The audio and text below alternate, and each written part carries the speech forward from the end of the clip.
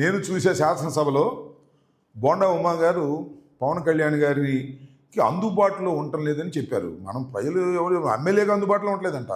కూటమి ఎమ్మెల్యేకే బోండా ఉమామహేశ్వరరావు గారు కూడా ఉండేది రాజధానిలో ఉంటున్నాడు. అంటే రాజధాని అంటే విజయవాడలో ఉంటున్నాడు. ఈయన విజయవాడలే కదా, ఆయనే అందుబాటులో ఉండలేదంట. ఆ పొల్యూషన్ కంట్రోల్ బోర్డుకు సంబంధించినటువంటి వ్యవహారంలో నిన్న శాసనసభలోనే శాసనసభలో మాత్రమే పవన్ కళ్యాణ్ గారు అందుబాటులో ఉంటున్నాడని, రాష్ట్ర పరిపాలనకి పవన్ కళ్యాణ్ గారు అందుబాటులో ఉండటం లేదని, బహుశా ఆయన ఉద్దేశం సినిమా బిజీలో ఉంటున్నాడని కావాలి. మనం చెప్పింది కాదు, నేను మరొకళ్ళు చెప్తే ఇదేదో విమర్శ కడుపు మంటతో పవన్ కళ్యాణ్ గారి మీద అంటున్నారని జనసేన వాళ్ళు మా మీద పడతారు. ఇవాళ బోండా ఉమ్మగారే చెప్పాడు పవన్ కళ్యాణ్ గారు అందుబాటులో ఉండటం లేదు అని. దీనికి ఏం సమాధానం చెప్తారో వాళ్ళు చెప్పమనండి. పవన్ కళ్యాణ్ గారు కోపం వచ్చి ఉంటారు సహజంగానే, ఆయన ఏమన్నంటే కోపపడతాడు. శాసనసభలో మాత్రం అందుబాటులో ఉన్నాడు అనేది అర్థమవుతుంది. అప్పుడప్పుడు క్యాబినెట్ మీటింగ్కి రావటం లేదండి, ఏంటో ఒక విషయం తెలియదు మనకి. అది బోండా ఉమా గారికి తెలియాలి, లేకపోతే లోకేష్ గారికి తెలియాలి. అప్పుడప్పుడు క్యాబినెట్ మీటింగ్లకి ఆయన అటెండ్ కావడం లేదు. మరి ఏమిటో విషయాలు మనకి అంతర్గతంగా ఏం జరుగుతుందో మాకు తెలియదు. బోండా ఉమా గారే చెప్పాడు పవన్ కళ్యాణ్ గారు రాష్ట్ర ఉప ముఖ్యమంత్రి గారు అందుబాటులో ఉండటం లేదు అని. దీన్ని ఏ విధంగా తీసుకుంటారో తీసుకోండి, నాకు తెలియదు.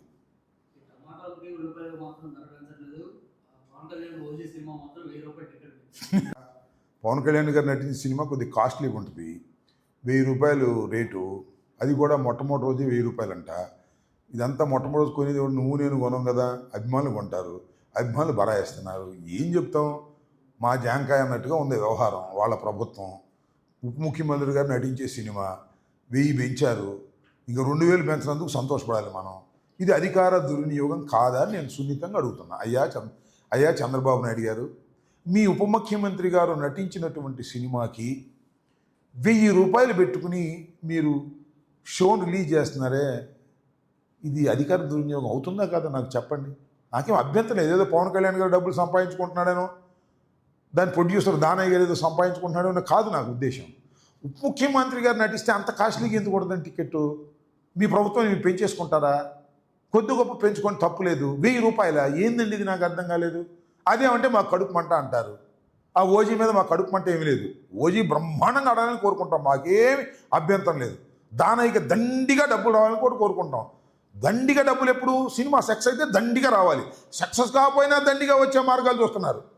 మొట్టమొదటి రోజు 1000 రూపాయలు పెట్టి కొట్టేయాలని చూస్తున్నారు. తప్పండి, ఇది అన్యాయం. మీ దగ్గర పవర్ ఉంది కదా అని చెప్పేసి ఈ రకంగా భారాన్ని మోపడం సరైనటువంటి విషయం కాదు.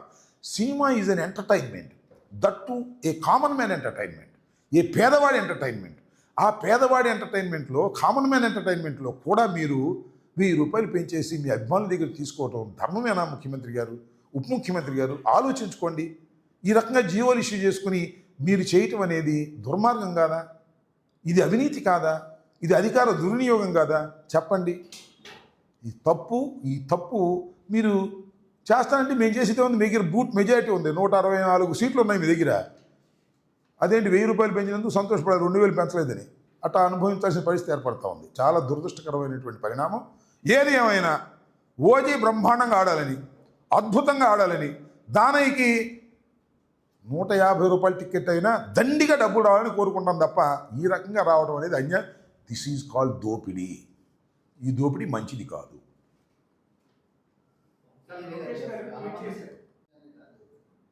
ఏంటండి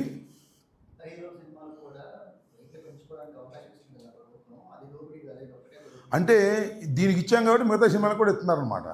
ఏదో సినిమా వచ్చింది బాగుంది, నాకు పేరు చెబితే బాగోదేమో. అదేంటది మొన్న చూశాను, దాని పేరు ఏదో ఉంది ఏంటి కాదయ్యా మిరాయ్. దానికి ఏం రేట్లు పెంచలేదే. మీకు విషయం తెలుసా, నేను 10 సినిమా చూస్తాంట. మిరాయి 150కి ఇచ్చారు. మిరాయి చాలా అద్భుతంగా ఉంది, మరి దానికి పెంచలేదే. చాలా గ్రాఫిక్స్ కూడా అద్భుతంగా ఉన్నాయి. సరే దానికి ప్రచారం నాకు ఉంటుంది, నేను చెప్తే నేను చూసి వచ్చా, అద్భుతంగా ఉంది, దానికి పెంచలేదు అబ్బాయి. అంటే ఉప ముఖ్యమంత్రిగా నడిస్తే బాగా పెంచుతారా? నాకు అర్థం కాల. సో పెంచడానికి కూడా ఒక హై బడ్జెట్ మూవీస్కి పెంచుకుంటే తప్పు లేదు, నేను కాదంటలా. కానీ ఉప ముఖ్యమంత్రి గారికి స్పెషల్ ఏంటి అంటున్నా. ఒకటే గుర్తుపెట్టుకోండి, విస్తృతంగా ప్రజలు చూడటం వల్ల డబ్బులు రావాలి తప్ప తక్కువ మంది చూసినా ఎక్కువ డబ్బులు రావాలనుకోవటం తప్పు. సినిమా హిట్ అయితే ఎక్కువ డబ్బులు వస్తాయి, సినిమా ఫ్లాప్ అయినా కూడా పీక్ తినేద్దాం అనుకుంటే తప్పు. ఇది అధికార దుర్వినియోగం. నీతి నిజాయితీగా ఉండేటటువంటి పవన్ కళ్యాణ్ గారు ఇలా చేయటం మంచిది కాదు. ఎందుకంటే ఆయన చెబుతున్నాడు కదా నీతి నిజాయితీ అని, అందుకని చెప్తాను నేను. ఆయన నీతిగా ఉన్నాడో నిజాయితీగా ఉన్నాడో ఈ 1000 రూపాయల టికెట్ దగ్గర అర్థమైపోయింది మనకి, ఇంకెక్కడ అవసరంలా. అదేమంటే మా జనసేన వాళ్ళు మా మీద పడతారు, ఇలా బోండా ఉమా మీద పడాలి, మా మీద పడే ఉపయోగం చెప్పండి. బోండా ఉమా సాక్షాత్తు జన సైనికుల్ని జనసేన నాయకుడిని అందుబాటులో ఉండడం లేదని చెప్పేశాడు. అంతే, ఫినిష్ అయిపోయా, ఇంకా కూటమి ఎమ్మెల్యేని చెప్పాడు. మేము చెప్తే మళ్ళీ మా మీద పడి ఏడుస్తారు. దీనికి సమాధానం చెప్పుకోండి.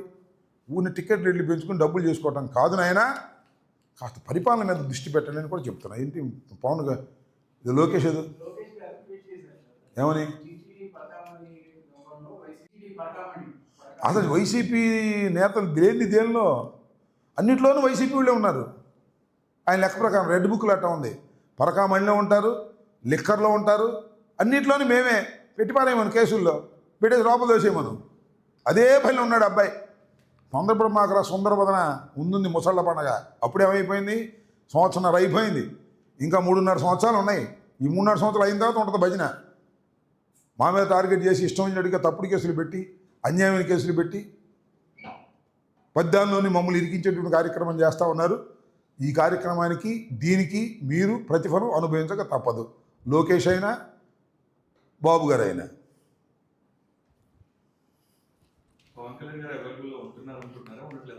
ఏంటి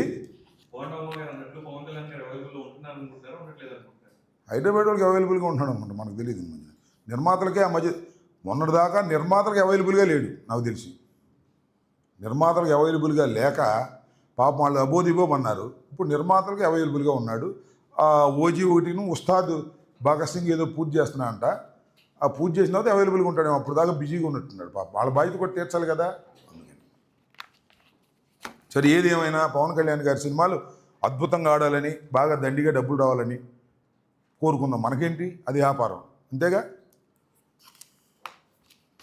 అని కాస్త మనం చేసుకుందాం ఉప ముఖ్యమంత్రి గారికి.